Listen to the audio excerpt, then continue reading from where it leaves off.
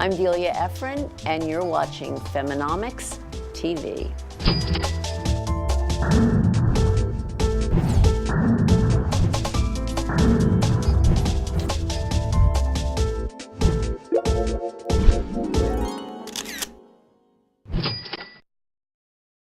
Fem-nominal Delia Ephron has had a successful career as a best-selling author, playwright, and novelist. She collaborated with her sister, the late Nora Ephron, on a number of films, including You've Got Mail, Sisterhood of the Traveling Pants, and the play Love, Loss, and What I Wore. Delia's new memoir, Sister, Mother, Husband, Dog, is a collection of essays about her daily life and special relationships. Feminomics caught up with her as she addressed a recent Women's Health and Wellness Symposium. In your book, all the four themes also relate to the different kinds of nuances of love that we have and relationship that we have, starting with ourselves, and then relationship with sisters, with intimacy in all of its different forms. And girlfriends. Never forget girlfriends. I practically don't leave the house without having a conversation with a girlfriend about if what I'm planning to do that day and whether I'm doing the right thing. And that's what I interpreted your side, because I don't have sisters, but my girlfriends are my sisters. Yeah. They're all my sisters that I don't have, so I appropriate them as sisters. And part of Feminomics is about that really bringing out the sisterhood in all of us, whether we grew up with them, but to keep that as part of our lives, absolutely. Yes, and the et cetera in this book, I mean, girlfriends are part of my et cetera, as are bakeries and my bank, which I hate. I was really struck, you had made a comment about that we defang women.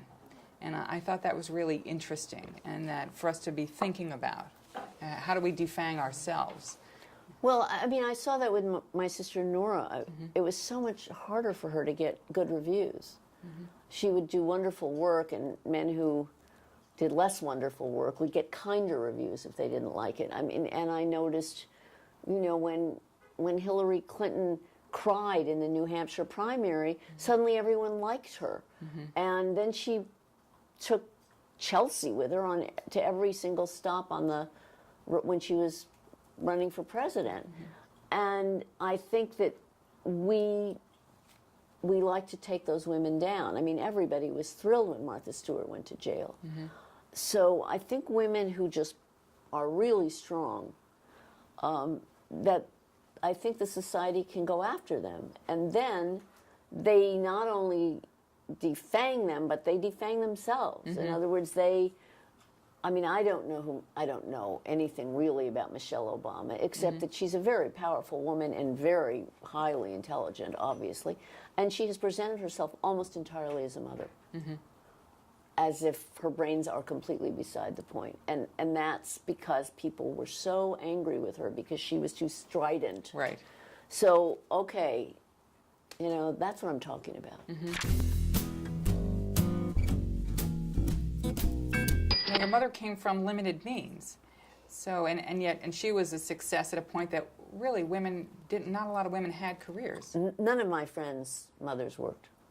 Just none of them.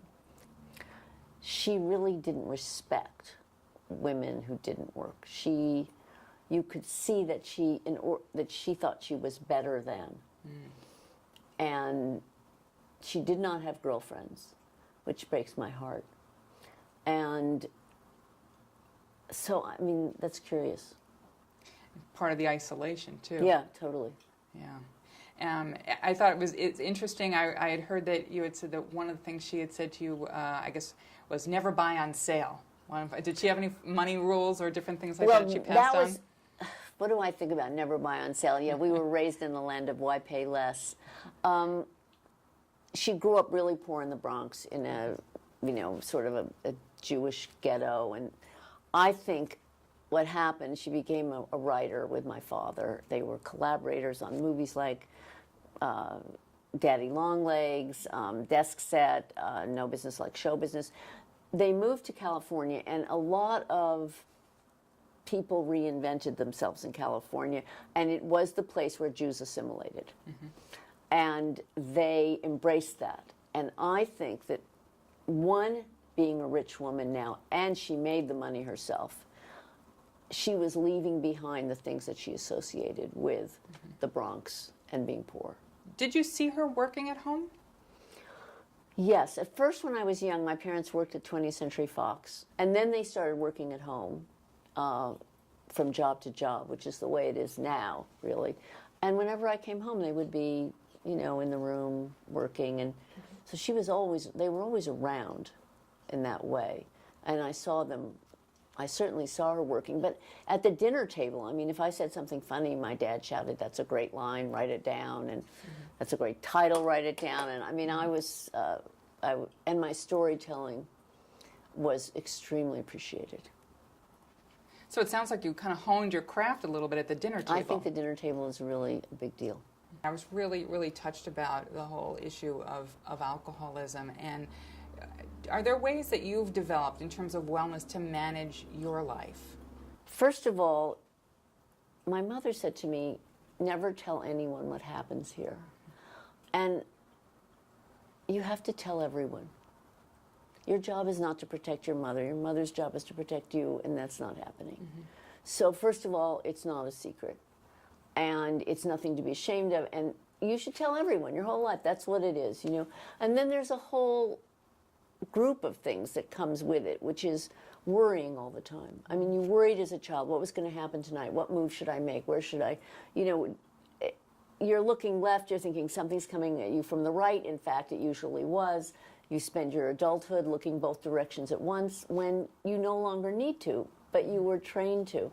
And I think partly an awareness, partly you're going to be stuck with it on some level. Mm-hmm. You're just going to have to manage it. But you can get past. I mean, I got way past by both writing and in therapy and mm-hmm. just growing up. Mm-hmm. And I think in becoming the writer I was, sort of feeling good about myself, I got through a lot of the stuff about deprivation, wanting mm-hmm. to deprive yourself. One of the biggest things you have to learn is that you can't fix things. And you sort of, as a child, you keep trying and you keep trying, and as adults, you're always trying to fix your friends, your children, your husband, mm-hmm. everything. And part of what you learn there is that you can't fix things, and you have to let it go. And I think that's a huge thing. I think it's so important what you're touching on in terms of secrets and understanding that, the limits of our control, mm-hmm. and also to come to a place of our own wellness. I know in dealing with some of my things growing up, I recognize that my parents gave me everything that they had to give. And it was just what they had or what they didn't have. It wasn't that they were looking to deprive me, it's just what they had. Yeah. And to recognize that, and that way you can really move on and create your space. Yeah, one of the amazing things was that my mother gave me a fantastic sense of destiny. She believed we would all be writers. She believed that at a time when nobody had a mother that worked, who believed their daughters should have careers. I mean, I got so much of the strength that I had because of her. And I mean, alcoholism is an illness. And even though I think you have to forgive, mm-hmm. because her life was so difficult. But nevertheless, it's complicated, but you have to forgive because she didn't mean to be like that. I said to my husband, my first husband, that's important here, mm-hmm. I said, I think I'd like to be a writer. And for anyone who has a dream, the first time you say it out loud is a very, very big deal. So he said, I don't want you to be a writer. And I said, why? And he said, I don't want you to be famous. Suppose you become famous.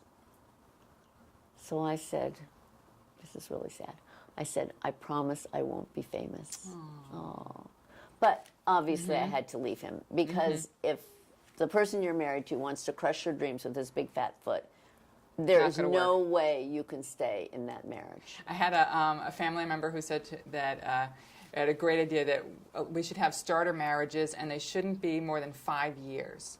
So that way we all can make mistakes early, we can get them out of the way, figure it out. You and can then get go on. marriage out of the way. Yeah. If anyone asks you if you were married, you can Yeah. say, yes, I was, and then you don't have to think that you weren't ever marriageable or anything horrible like that. And then I Exactly. think it's brilliant. That's it. Forget about it. Well, Move that's on. exactly what I did, only 6 years. I think the thing about my husband is really when you're the child of an alcoholic, you're always trying to please them. You're trying to think that maybe you have a move to make in this house that is going to change what they plan to do, which is drink, and you never can do it. And when you grow up, I mean, it means that, in a sense, you're not being protected by your parents, and you're trying to always get something from them that they won't give you, all right?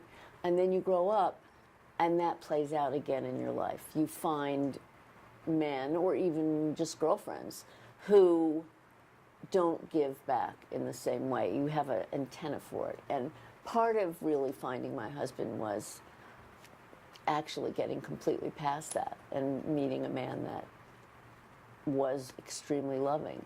And to me, it's almost the achievement of my life, because I was not primed for that. I was primed to be a writer, but I was not primed for love. So I think that was a big thing. Dogs are magical, and having a dog turned me into a nut. I mean, that I just want to say, because I've actually had a pet psychic over to the house. And so it just started me on this insane journey. And I don't mean I believe in pet psychics. However, this particular pet psychic told me that my dog was worried about my left thigh. And I had had something taken off my left thigh a couple of days before. It turned out to be fine, but I was waiting for a biopsy, and it was under my my jeans. There was no way she could have known. And believe me, I did not think that my dog Honey knew. I mean, my dog Honey, I always thought, like, if I slipped in the shower, she would just be wondering where lunch was. I don't think she would be, trying to use the phone or anything. So, I mean, all I can say is that having a dog changes you. It makes you a completely different person, much in the way I think having children turns you into a fool in certain ways, a fool for love. And we close on a hopeful note for the next generation. I think it's very frustrating, I find almost enraging, that we tell women that we can be out there, have careers, and yet still society keeps women at a second tier. Yeah, we're lieutenants, we're ladies in waiting. But I actually have a lot of hope for the younger women. I think I'm really impressed with the fact that they get out there. And I think sports helps, actually. I think sports is great. I actually really regret that we didn't have great sports when I was a kid, because I was a real tomboy, and I would have loved to do sports. Yeah. Any advice to them, or can you tell us about your next chapter? Well, I mean, part of what this book is about is sharing and connecting. And I always think if you read it and you see how someone else has moved from one place to the next, because life has changed in many ways, and my gosh, the way we communicate has changed, and the internet and technology and everything. But emotionally, I don't think it's changed very much at all. I see women doing just what I did in my 20s, going on gigantic walkabouts and not wanting to confront their futures. And I mean, so I think that you can always read, I mean, I have knowledge to impart.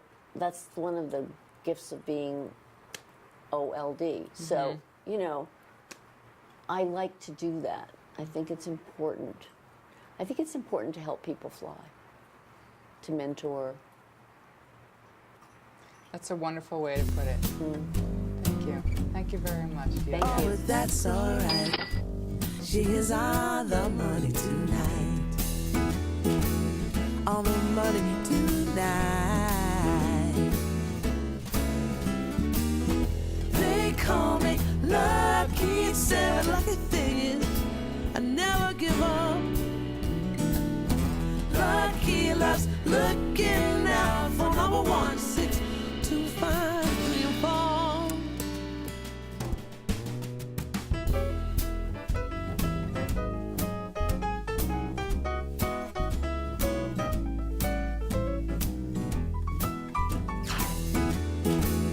All the money tonight. See you next time, right here on Feminomics.